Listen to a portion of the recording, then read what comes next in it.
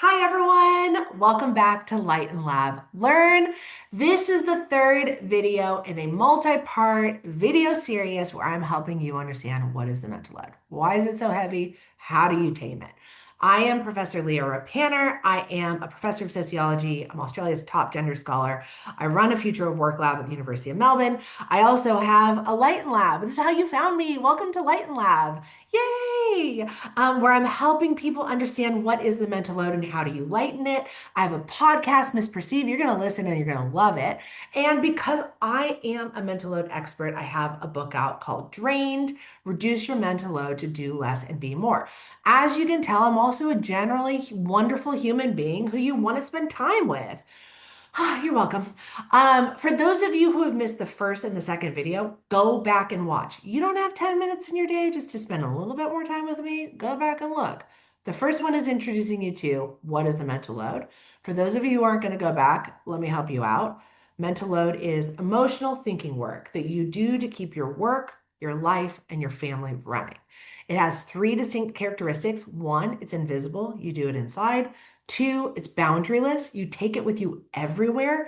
And three, it's enduring. The work is never done. Go back and listen to video two, where I tell you, you are carrying 8 different types of the mental load. That is why it is so heavy. Not because you're doing one, but because you're doing 8. And once you have the language to understand the 8, which is in video 2, you will be able to identify what you're doing, when you're doing it, and why. For those of you who have come through the Lighten Lab, man, you took that assessment, and that assessment is helping you to capture the 8 different types of mental load. Those are based on that 8 different type of mental load measure. And what I want to say to you is everything I do is grounded in research. This is all empirically backed, empirically based. I'm a researcher. I study this. I look at data. I look at interviews. I look at thousands and thousands and thousands of data points to get to these conclusions. I'm not saying this because I feel it. I'm saying it because I know it. So, on today's episode, on this video, on video number 3, let's talk about why the mental load is leading to such high degrees of burnout. Now, if you did the Lighten Lab assessment, you will know that at the end of that, I have a mental load burnout scale. And basically, what I'm asking you is, how often does your mental load thinking, that invisible emotional cognitive labor that you are doing every single day, lead you to feel like you can't sleep, your sleep is restless, lead you to feel like you don't have enough time to respond to opportunities in your life? Like, do you ever find that, in fact, your mental load is like challenging for you to respond and find energy to opportunities in your work, in your family, in your life because you're so burnt out? Do you find that your mental load is so heavy or overwhelming that you find that you don't have the energy to respond in an emergency? Like sometimes opportunities come, but sometimes emergencies come. Do you find that your mental load makes it so that you're sitting there and you're actually super distracted? Like life's moments are happening around you. They feel joyful. You know you should be switched in. You know you should be locked in. You know you should be watching. But you're in your brain doing this kind of constant thinking work of what needs to be done next. Is that happening for you? And so when you're there and you're supposed to be present, are you actually in your mental load thinking about all the million things that need to be done? And if so, how is that pushing you towards burnout? And then do you find that your mental load, the amount of energy you have going to that emotional thinking work, is making it really hard for you to plan for, the future, to think about big things because you're so focused on the little things, on making sure that nothing gets forgotten, that everything gets done? And is that actually limiting your ability to step in to the big things that you are destined for, your purpose, the things that you want to do? We have one wild and crazy life.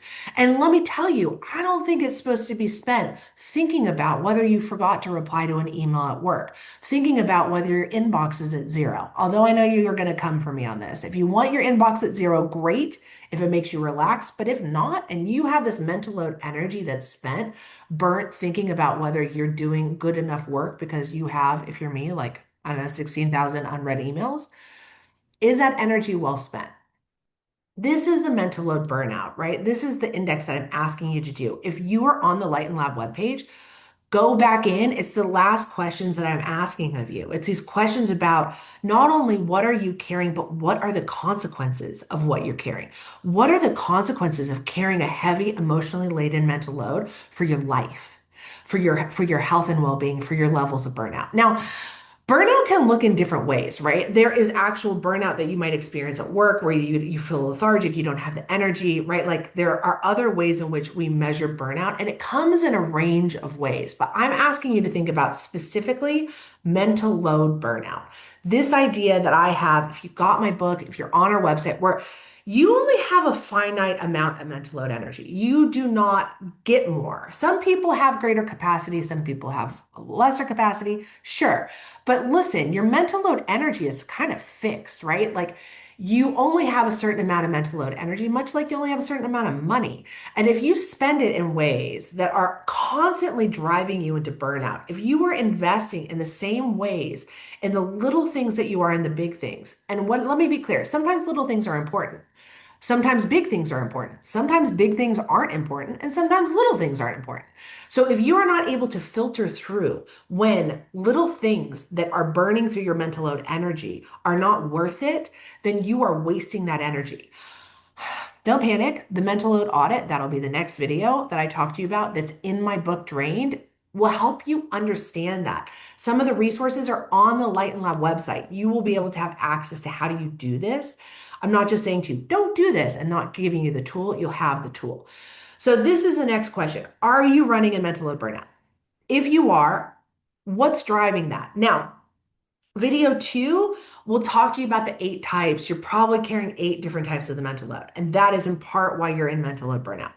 I'm going to talk to you in this video about you're probably carrying 7 different stages of the mental load. And that process of doing it is what can make it so heavy and can make it burn out. This is one of the dimensions, right? How you do the mental load can make it heavy and make you feel like you just don't have enough energy. So let's talk a little bit about what are, in fact, the 7 stages of the mental load.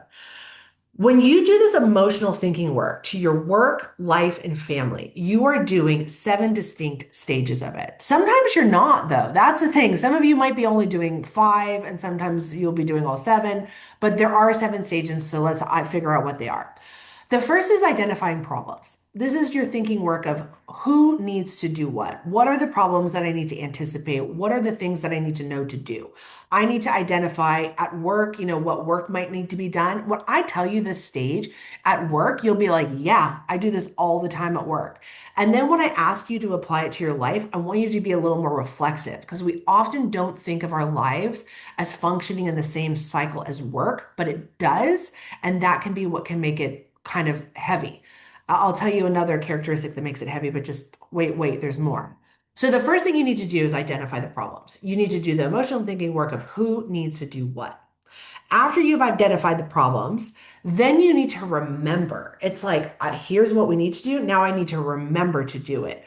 For those of you about the remembering, this is sometimes why you wake up in the middle of the night because you forgot something. This is your mental load going, did you remember to sign that permission form? Did you remember to send that email? Did you remember to tick that off or check it off your to-do list? That remembering of here is what we need to do is work that can be quite sometimes we write it down and put it in our calendars. Sometimes we have lists. Sometimes we have shared docs. This is that work of making sure that someone has remembered what we need to do. For many parents at home, for those of you that I interviewed across our interviews, there's this idea that if it is forgotten, and in particular, if it is forgotten for the people we love, it is incredibly stressful. I know you can feel this intrinsically about work. Like if you forget, if you don't remember a piece of your job at work, you instantly go into, uh-oh, am I in trouble? Is my boss going to be mad at me? Did I let down my team? What happened? That's a mental load. If you forget to remember something at your home, has my child been picked up for school? Did my grandmother take her medication? Are my parents ailing?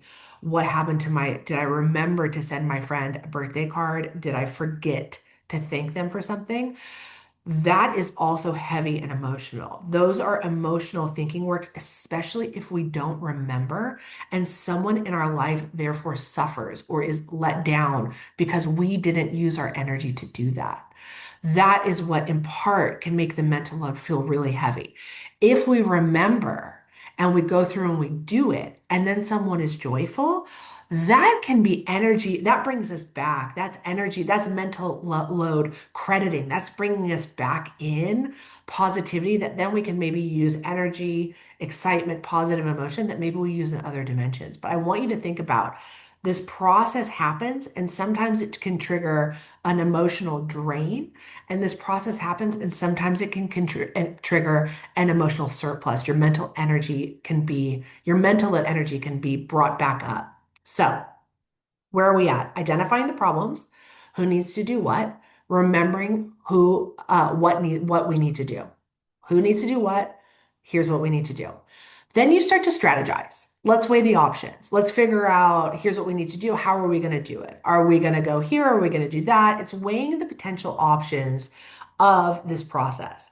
At work, you might do this in a team. At work, you might do this with your boss. At work, you might strategize at the highest levels. Or at work, some of this strategizing work might have already been done for you. This is how we are going to do it. You're not strategizing. You don't hold that piece of the equation, and it's already been elevated up, and you just get to execute, right? That's it. That's removed from you.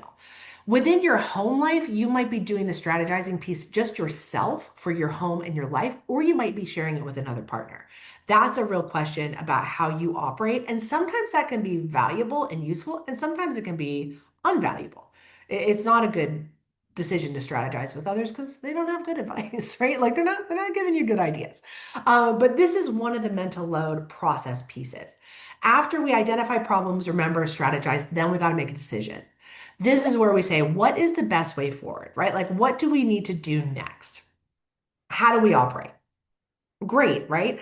Again, at work, some of this just feels like inherent to your work. Like we're going to do that. But what I want you to think about too is in your work lives, you might be doing this like for just the literal job you're doing. And then you might say to me, okay, I got this. This is simple. It's straightforward. It often doesn't feel emotional, or maybe it does feel emotional, but I know that I'm doing it right. But sometimes you're going to be doing this stuff about, emotional support for your colleagues or dream building for yourself. Am I working towards the careers I want? And here's where you might get a little bit more like, oof, I can see that I spend a lot of mental load energy if I'm trying to, let's say, go for a promotion or switch fields or get a job that works for me. First, I need to identify the problem. What's wrong? What do I need to do? Then I need to remember to do it. Then I need to strategize. But wow, that strategizing piece, that might blow out for you because all of a sudden, this is really important and I don't have a clear solution forward. And then the decision making piece might be challenging too, right? Because it's kind of out of your control. So we do this at work sometimes in a very straightforward way, but we do this in work for dream building or for emotional support or for building relationships, sometimes in a really not straightforward way. And you can see how this could absorb a lot more of your mental load. Different pieces, different structures. If you're a university student or you're a high school student watching this, that strategizing and decision making can feel really challenging because how do you strategize and make decisions in a world in which AI is coming in and actually knocking out entry level jobs? How do you strategize and make decisions when you're getting degrees, but you don't know if they're going to translate into work? How do you strategize and make decisions when you don't know if anyone's going to hire you? You don't know what your employability will be. You don't know where you're going to live. And here, as I say these things, as it becomes more unpredictable, this is a key characteristic that makes the mental load so heavy. As this work becomes really unpredictable and you don't know and you don't have control, you can see how the mental load drains become more significant. They become more stressful. They feel more consequential. And that's in part why sometimes in different stages of your life, different moments of the day, different mental load thinking, right? Is it tied to dream building? Is it tied to safety? Is it tied to emotional support? Is it tied to relationship hygiene? Is it tied to Medicare? That can feel so much heavier and so much more emotional, and it can absorb more of your mental load. The reason I'm telling you this is why we're here. We're here to help you understand at LightenLab, how do you take an assessment? How do you measure that? How do you start to think about how do you have the language and the tools and the empirics so you can start to think about, whoa, my mental load just got so much heavier and it's pushing me towards burnout because I started thinking about what am I going to do after my university degree? I started thinking about am I going to get into college? Am I going to get a am I going to get my first job? I started thinking about should I have a family or not? Am I going to be able to afford a house? You all of a sudden are moving from maybe simple things of like, is my work being done? Which can have a different mental load, can still be stressful, to the big questions about the things you love, you want, and you aspire to that are super unpredictable, that you have limited control over. And all of a sudden, your mental load gets heavier, your risk of burnout gets higher, your stress level goes up. And what we want you to start doing is start thinking about, okay, let's go in and take an assessment. Let's go in and identify where I'm at and what's driving it. And then, as I'll talk to you about in the next video, how do I get the tools to make sure that I am spending my mental load energy in ways that are crediting to me, in ways that are pushing me towards my goals, in ways that are strategic, in ways that are good investments. That's the next video that's coming. That's the next stage, right? Is like, how do I do that? And that's what the mental load audit will do for you is help you get strategic, help you get aligned, help you to start thinking about when is your mental load energy good, a good strategic investment, and when is it a waste? And cut out some of the waste so you can be a little bit more strategic in your spending. Okay, let's get it again. Identifying problems, who needs to do what. Remembering, here's what we need to do. Strategizing, weighing the options, and now you're at the decision-making phase. What are we going to do to move forward? Next comes the delegating. Who's going to do what? Sometimes it goes to me, sometimes it goes to you, sometimes it goes to someone else, but the work then has to be delegated. Great. After you've done that, you're executing. You're just actually doing whatever it was that you thought about doing, that you planned for, that you used your mental load energy, maybe some of your cognitive energy to get yourself to the point at which you're executing. Executing a decision, executing to make sure something is happening. After you do that, you're monitoring. You're thinking about how is it going? That's a mental load energy too. Monitoring, surveilling is kind of like keeping track of everything's on track. Sometimes people talked about within the family, like, hey, this is my spidey sense. Like, I'm monitoring, but I'm monitoring so deep into my core, into my cells, into my person that this thing never disappears, but I also always hold it. For those of you who maybe have a sick and aging parent or a sick and aging spouse, or you yourself are living with a chronic illness or something where you are constantly having to monitor, this doesn't go away and it's a mental load drain that's there for you forever. For those of you who might be, a group where your safety is often at risk, where, you cannot move through the world the way others can with the privilege of safety that others can, your mental load to safety might be high and your monitoring might be off the charts. You are constantly surveilling, constantly scanning for risk, constantly thinking about that. That is a mental load drain. That is something that some of us cannot drop. We can't. The risks are too high. And I would be ridiculous to sit here and say to you, oh, just stop doing that. You can't, don't do that anymore. For some of you, the stakes are too high. Your life, other people's lives are at risk. But what I'm saying to you is that piece, you have to then acknowledge or understand that that piece of the mental load for you might be particularly draining. It might be particularly high, and a lot of your mental load energy might go there. And that might be the thing that's pushing you into burnout. There might be moments where there can be some reflexivity about, are there other ways to monitor? Do I have to monitor as intensely? Can I outsource some of this monitoring to other people or to apps or to technology? I'm not saying you can per se, but I'm saying that reflexivity of thinking about solutions is where I want you to go. Some of you, the answer might be absolutely not. I can't. I just cannot do that. If that is the case and you cannot monitor, you cannot outsource these pieces, then what I want to say to you is you need the rest, you need the recovery, you need to make sure that that's a key part of your daily regimen, right? Like that you are able to take a time to switch off when you can, when you are in a safe environment. You need that space. And as you're doing that space, don't feel guilty about that. Don't feel bad. Don't feel like you're a terrible human being because you're not constantly, moving towards your goals and your dream, productive. you need to prioritize the recovery. That recovery without guilt, recovery without mental load drain, recovery and break from when you can. Okay, I'm going to give it to you again. 7 stages: identifying the problems, remembering, strategizing, decision making, delegating, executing, and monitoring. Sometimes these things happen sequentially. Sometimes they go boom, boom, boom, boom, boom. Sometimes they don't. And that could be a mental load drain too. Sometimes they switch, and sometimes you're doing both at the same time. One of the key things that make these difficult or send us off or really drain our mental load is that life can be unpredictable. We often don't know what's coming next. And when it comes, it can trigger these mental load stages. So, this is what I want you to start thinking about so far: mental load, emotional thinking work, invisible, boundaryless, enduring. 8 different types. Go back and listen to the 8 different types, 7 different stages.